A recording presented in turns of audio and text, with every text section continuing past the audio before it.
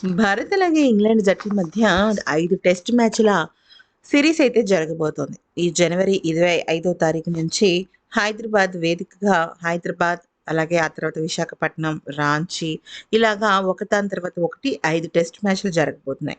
ఈ టెస్ట్ మ్యాచ్‌ల్లో గనక భారత్ కనీసం 4 టెస్ట్ మ్యాచ్‌లు గెలిచినా కూడా డబ్ల్యూటీసీ ఫైనల్‌కి వెళ్ళిపోవడానికి దారైతే చాలా సుగాగమనం అయిపోతుంది. అయితే దీనికి సంబంధించి భారత జట్టు విపరీతంగా హైదరాబాద్ పిచెస్‌పై ప్రాక్టీస్ సెషన్స్ ప్రారంభించింది.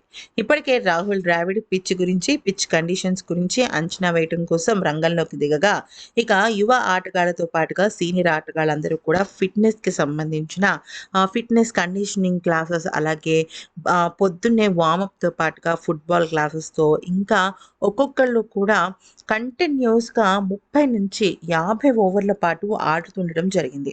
సాధారణంగా నెట్స్‌లో ఎలా ఉంటుంది అంటే, ఒక గ్రూప్‌గా ఫార్మ్ అవ్వడం కానీ, లేకపోతే ఒకేసారి నలుగురు, ఐదుగురు బ్యాట్స్‌మెన్స్ రంగంలోకి దిగడం గానీ జరుగుతుంటుంది.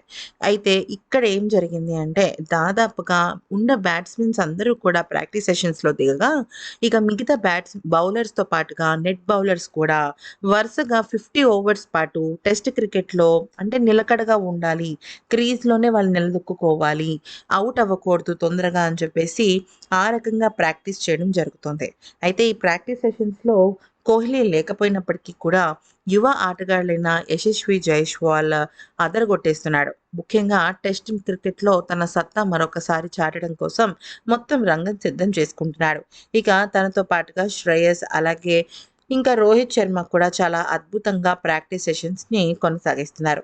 మరి ఈ వీడియో గనుక నచ్చితే లైక్ చేసి సబ్స్క్రైబ్ చేసుకోండి.